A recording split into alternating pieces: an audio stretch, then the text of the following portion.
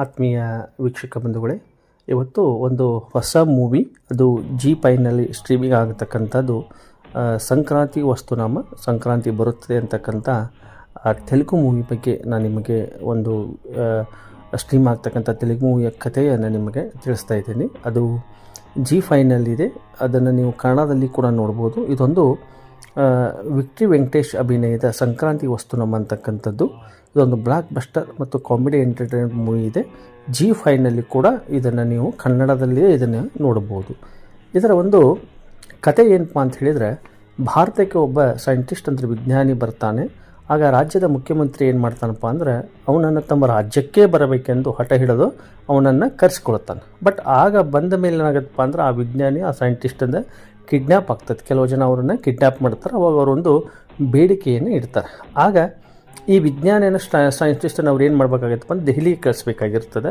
ಹಾಗಾಗಿ ಇಡೀ ಪೊಲೀಸರಿಗೆ ಇದೊಂದು ಟಾಸ್ಕ್ ಆಗಿ ತಲೆನೋವಾಗಿ ಪರಿಣಮಿಸ್ತದೆ. ಆಗ ಈ ಸೈಂಟಿಸ್ಟನ್ನು ಕಿಡ್ನಾಪ್ ಅವ್ರ ಕಡೆಯಿಂದ ಬಿಡಿಸ್ಕೊಂಬರ್ಲಿಕ್ಕೆ ಒಬ್ಬ ಪ್ರಾಮಾಣಿಕ ಮತ್ತು ಪೊಲೀಸ್ ಬೇಕಾಗುತ್ತದೆ. ಆಗ ಏನಪ್ಪ ಅಂದ್ರೆ ದಾಮೋದರ್ ಅಂದರೆ ವಿಕ್ಟ್ರಿ ವೆಂಕಟೇಶ್ ಅವ್ರ ಹೆಸರು ಅಲ್ಲಿ ಬರುತ್ತೆ.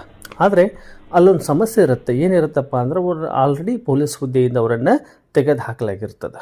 ಪುನಃ ಅವರನ್ನು ಕರೆದುಕೊಂಡು ಬರೋರು ಯಾರೆಂದು ಅಂದಾಗ, ಅವರ ಹಳೆಯ ಪ್ರೇಮಿ ಅಂದರೆ ಲವರ್ ಅವಳು ಏನು ಹೇಳ್ತಾಳಪ್ಪ ಅಂದ್ರೆ, ಇಲ್ಲ ನಾನು ಅವನನ್ನು ಕರೆದುಕೊಂಡು ಬರ್ತೀನಿ, ಈ ಕೆಲಸಕ್ಕೆ ನಾನು ಅವನನ್ನು ಕರ್ಕೊಂಡು ಬರ್ತೀನಿ ಅಂತ ಹೇಳ್ತಾಳೆ. ಬಟ್ ಇವಳು ಅವನನ್ನು ಕರ್ಕೊಂಬರಕ್ಕೆ ಹೋದಂಥ ಒಂದು ಸಂದರ್ಭದಲ್ಲಿ ಹೋದಂಥ ಒಂದು ಸಮಯದಲ್ಲಿ ಏನಾಗತ್ತಪ್ಪ ಅಂದ್ರೆ, ನಾಯಕನಿಗೆ ಆಗಲೇ ಮದುವೆಯಾಗಿ ಅವನ ಕುಟುಂಬ ಮಾಡಿಕೊಂಡು ಅವನ ಫ್ಯಾಮಿಲಿ ಏನಪ್ಪ ಅಂದ್ರೆ ಸೆಟ್ಲಾಗಿರ್ತಾನೆ. ಅವನ ಹಳೆಯ ಲವರು ಹೇಗೆ ಅವನನ್ನು ಆ ಫ್ಯಾಮ್ಲಿಯಿಂದ ಕುಟುಂಬದಿಂದ ಕರೆದುಕೊಂಡು ಬರ್ತಾಳೆ.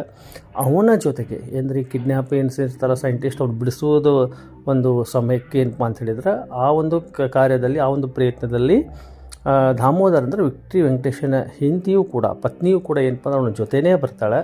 ಇವರೆಲ್ಲರೂ ಸೇರಿಕೊಂಡು ಹೇಗೆ ಆ ಸೈಂಟಿಸ್ಟನ್ನು ಹೇಗೆ ಆ ಕಿಡ್ನ್ಯಾಪ್ ಏನು ಮಾಡಿರ್ತಾರಲ್ಲ ಅವ್ರ ಕಡೆಯಿಂದ ಹೇಗೆ ಅವರನ್ನು ಬಿಡಿಸ್ತಾರೆ ಅಂತಕ್ಕಂಥದ್ದೇ ಈ ಕಥಾ ಹಂದರ. ಇದನ್ನು ನೋಡುವಾಗ ನಮಗೆ ಅನೇಕ ರೋಮಾಂಚನಕಾರಿಯಾದಂಥ ಸನ್ನಿವೇಶಗಳು ನಮಗಲ್ಲಿ ಮೂವಿಯಲ್ಲಿ ಸಿಗ್ತಾವೆ ನೋಡಲಿಕ್ಕೆ. ಆಮೇಲೆ ಸಾಕಷ್ಟು ಕಾಮಿಡಿ ಸನ್ನಿವೇಶಗಳು ಕೂಡ ನಮ್ಮನ್ನು ಬಹಳಷ್ಟು ನಗಿಸ್ಲಿಕ್ಕೆ ಸಹಾಯಕ ಮಾಡ್ತವೆ. ಆಮೇಲೆ ಸಮಯಕ್ಕೆ ತಕ್ಕಂತೆ ಸಂದರ್ಭ ತಕ್ಕಂತೆ ಹಾಡುಗಳು ಕೂಡ ನಮ್ಮನ್ನು ಇಂಪುಗೊಳಿಸ್ತವೆ. ಹೀಗಾಗಿ ಈ ಕತೆ ಏನು ಮಾಡುತ್ತಪ್ಪ ಅಂತ ಹೇಳಿದರೆ, ನಮ್ಮ ಮನಸ್ಸಿನಲ್ಲಿ ಉಳಿತದೆ ಮತ್ತು ನಮ್ಮನ್ನು ಹಿಡಿದಿರ್ತಕ್ಕಂಥ ಒಂದು ಪ್ರಯತ್ನ ಈ ಕಥೆಯಲ್ಲಿ ಇದೆ ಅಂತಕ್ಕಂತ ಹೇಳ್ಬೋದು.